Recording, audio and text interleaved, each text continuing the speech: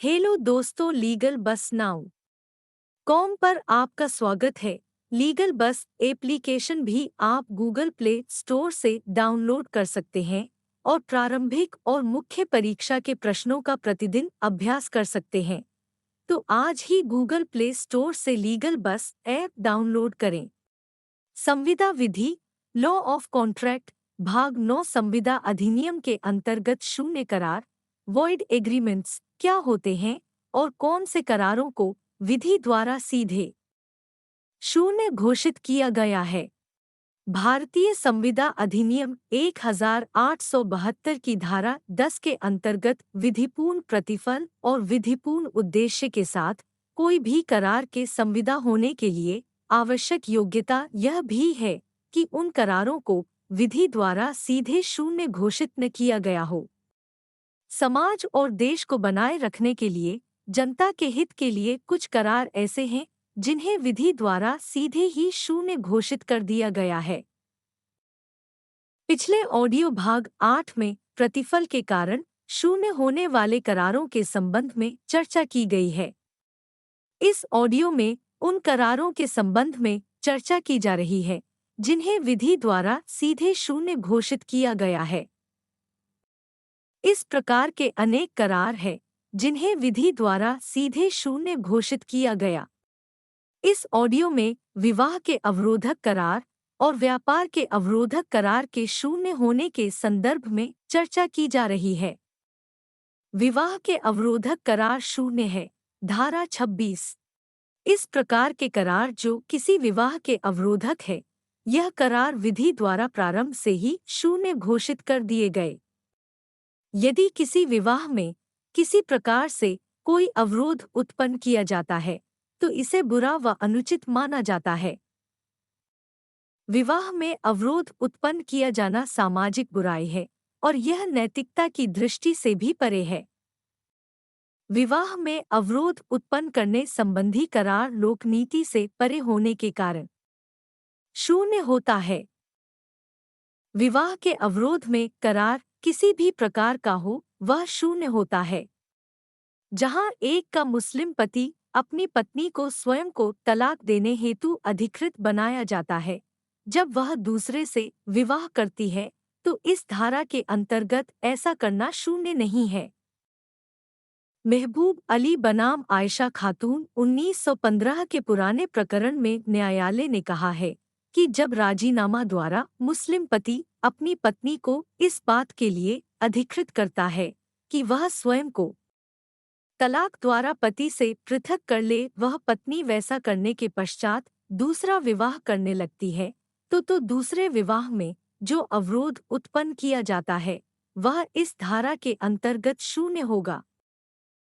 भारतीय विधि के अनुसार कोई भी करार जिसका संबंध विवाह में अवरोध उत्पन्न करना है शून्य होगा, चाहे अवरोध पूर्ण हो या आंशिक हो।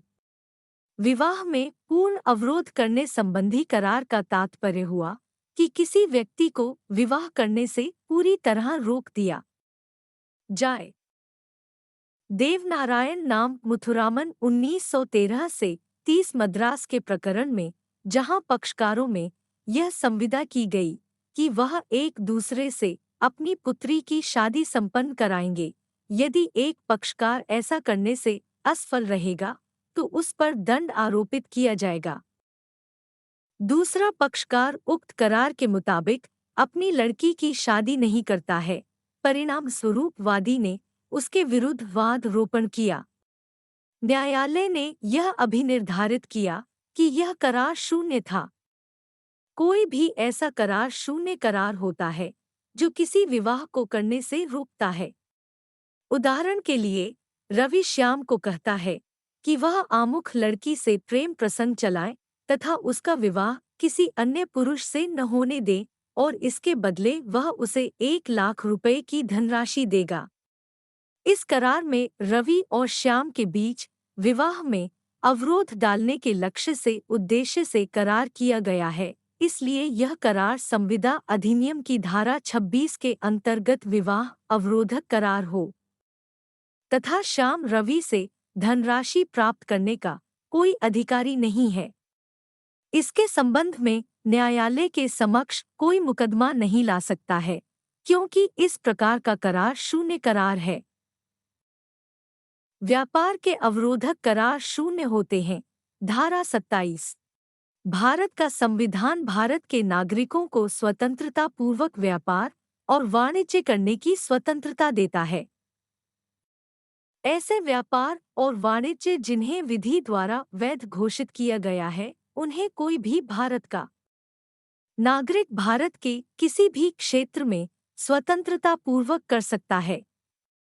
भारतीय संविदा अधिनियम 1872 की धारा 27 के अंतर्गत व्यापार के अवरोधक करारों को सीधे शून्य करार घोषित किया गया है। व्यापार के संदर्भ में अवरोध उत्पन्न करने वाला हर कोई करार शून्य होता है, अब चाहे वह करार के अंतर्गत अवरोध पूर्ण हो या अवरोध आंशिक रूप से हो, पर यदि किसी व्यापार पर कोई अवरोध उस संदर्भ में लगाया जाता है जबकि वह लोकहित में आवश्यक है, तो उसे भी वैध माना जाएगा। संविदा संव्यवहारों की बाबत यह ध्यान रखी गई है कि यदि कोई करार किया गया है और वह किसी भी रूप में लोकनीति के परे है, तो ऐसी स्थिति में वह उचित एवं युक्तियुक्त नहीं माना जाएगा तथा शून्य होगा।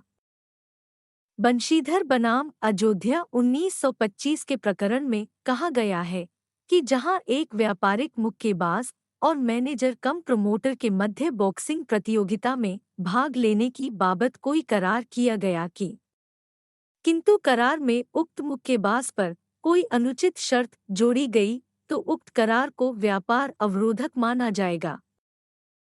जहां व्यापार की स्वतंत्रता की बाबत कोई अनुचित करार किया जाता है, तो उसे व्यापार अवरोधक करार होने के कारण शून्य माना जाता है। किसी भी करार को व्यापार अवरोधक करार बताने के संबंध में सिद्ध का भार उसी व्यक्ति पर होता है जो ऐसा कहता है, अर्थात उक्त करार को व्यापार अवरोधक बताने वाले व्यक्ति को यह साबित करना पड़ेगा कि वास्तव में करार व्यापार अवरोधक है। भारतीय संविदा अधिनियम की धारा 27 में स्पष्ट होता है कि व्यापार में अवरोधक पैदा करने वाला करार शून्य होगा। धारा के अनुसार यदि कोई व्यक्ति किसी प्रकार के विधिपूर्ण व्यवसाय, व्यापार या कारोबार करने से अवरुद्ध होता है, ऐसी स्थिति में उक्त करार व्यापार अवरोध के विस्तार तक शून्य होगा। जिस प्रकार इंग्लिश लॉ में यह व्यवस्था की गई है कि अवरोध चाहे पूर्ण हो या आंशिक, यदि यह किसी विधिपूर्ण व्यवसाय या कारोबार की बाबत कोई करार शून्य होगा यदि अनुचित अवरोध से संबंधित है। अवरोध पूर्ण भी हो सकता है। मधुचंद्र बनाम राजकुमार 1874 के प्रकरण में, जहां वादी और प्रतिवादी पास पास में ही रहते थे, उनका घर एक ही मोहल्ले में था और वे दोनों एक ही प्रकृति का कारोबार करते थे। प्रतिवादी ने वादी से यह करार किया कि यदि वादी अपनी दुकान उस मोहल्ले से हटा ले तो वह उसे कुछ धन देगा। उक्त करार के अनुसार वादी ने अपनी दुकान किसी अन्य जगह पर विस्थापित कर ली। जब उसने प्रतिवादी से उक्त धन की मांग की तो प्रतिवादी ने कहा कि वह धन नहीं देगा। ऐसी स्थिति में उसने न्यायालय के सम्मुख वाद प्रस्तुत किया। न्यायालय निर्णय दिया कि उक्त करार शून्य था और उक्त धनराशि की वसूली नहीं की जा सकती है। आज इस फैसले के खिलाफ भारतीय संविदा अधिनियम की धारा 27 के अंतर्गत यह व्यवस्था दे दी गई है कि यदि कोई व्यक्ति अपनी गुडविल बेचना चाहे तो वह बेच सकता है। इसी प्रकार खेमचंद्र माणिकचंद्र बनाम दयाल दास AIR 1942 सिंध 114 के प्रकरण में कहा गया कि यदि वादी और प्रतिवादी के मध्य करार हुआ कि वादी 3 महीने तक अपनी मील को बंद रखेगा, यह करार व्यापार अवरोधक होने के नाते शून्य माना जाएगा। परासुल्लाह बनाम चंद्रकांता 1917 21 सीड ब्ल्यूएल 979 के प्रकरण में यह तय हुआ है कि यदि कोई करार किसी व्यक्ति को उसकी विधिपूर्ण व्यवहार या कारोबार को जिस सीमा तक रोकने हेतु किया गया रहता है, वह उस सीमा तक अवैध माना जाएगा। अब अवरोध चाहे पूर्ण हो या आंशिक, किंतु यह विधि विरुद्ध माना जाएगा। जैसलकेफ्ट एबीएच बनाम एआईईसी इंडिया लिमिटेड एआईआर 1988 मुंबई 1957 के प्रकरण में वादी और प्रतिवादी के मध्य अभिकरण एजेंसी की एक संविदा हुई।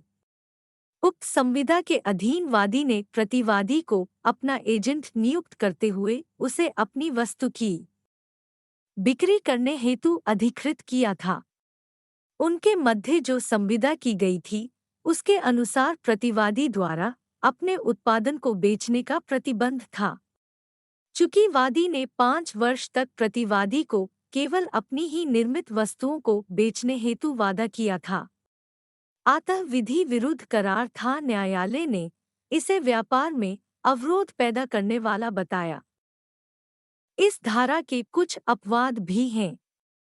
यदि सेवा संविदा की स्थिति में जहां कोई नौकर या कर्मचारी अपने मालिक या नियोजक से कोई करार करता है और उक्त करार के अंतर्गत वह यह बात रखता है कि वह एक निश्चित अवधि तक मालिक की सेवा में रहेगा और उस अवधि में वह किसी अन्य की सेवा न करने का वचन देता है, वह यह भी करार करता है कि स्वयं भी कोई कारोबार नहीं करेगा ताकि मालिक से उसकी प्रतिस्पर्धा न हो सके, इस करार को विधिमान्य माना जाएगा।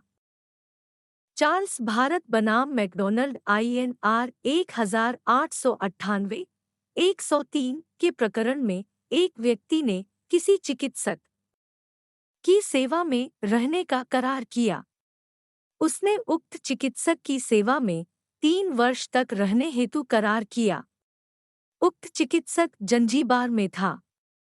उक्त सहायक व्यक्ति ने संविदा की थी कि वह जंजीबार में उस चिकित्सक के सहायक के रूप में कार्य करने के दौरान कोई स्वतंत्र व्यवहार में संलग्न नहीं होगा, किंतु उसने उक्त चिकित्सक के सहायक के रूप में केवल 1 वर्ष तक ही सेवा की और अपना तंत्र व्यापार शुरू कर दिया। प्रस्तुत मामले में न्यायालय ने अभिनिर्धारित किया कि उक्त सहायक को 3 वर्ष तक के लिए जंजीबार में प्रैक्टिस करने का कोई अधिकार नहीं है। आज व्यापार और वाणिज्य का युग है और इस युग में ऐसी बहुत सी सुविधाएं होती हैं जो किसी व्यापार को चलाने के लिए आवश्यक है। अनेक जगहों पर लोग अपनी सेवाएं व्यापार और वाणिज्य में दे रहे हैं। वर्तमान में यह देखने को मिलता है कि किसी फर्म या कंपनी में नौकरी करने वाला कोई व्यक्ति कोई अन्य काम नहीं कर सकता है। यह संविदा वैध है तथा इसे शून्य नहीं माना जा सकता। आज व्यापार अवरोधक शून्य करार की विस्तृत परिभाषा प्रस्तुत कर दी गई है तथा समय समय पर आने वाले प्रकरणों के मद्देनजर यह तय हो गया है कि अनेक सुविधाएं जो व्यापार अवरोधक प्रतीत होती है, परंतु उचित होने के कारण, तर्कपूर्ण होने के कारण व्यापार अवरोधक नहीं मानी गई है। जैसे कि किसी शासकीय कर्मचारी को किसी सरकारी विभाग में नियुक्त किया जाता है तो उससे यह संविदा की जाती है कि जब तक वह उस शासकीय पद पर नियुक्त रहेगा तब तक किसी प्रकार का अन्य कोई कार्य नहीं करेगा जिसका उद्देश्य व्यापारिक और वाणिज्य हो तथा अपनी सेवाएं किसी अन्य व्यक्ति को नहीं देगा। जिस प्रकार एक शासकीय चिकित्सक से शासन यह संविदा कर लेता है कि वह अपनी चिकित्सीय सेवाएं शासन के अस्पतालों के अलावा किसी अन्य स्थान पर नहीं देगा, इस प्रकार की संविदा वैध संविदा है।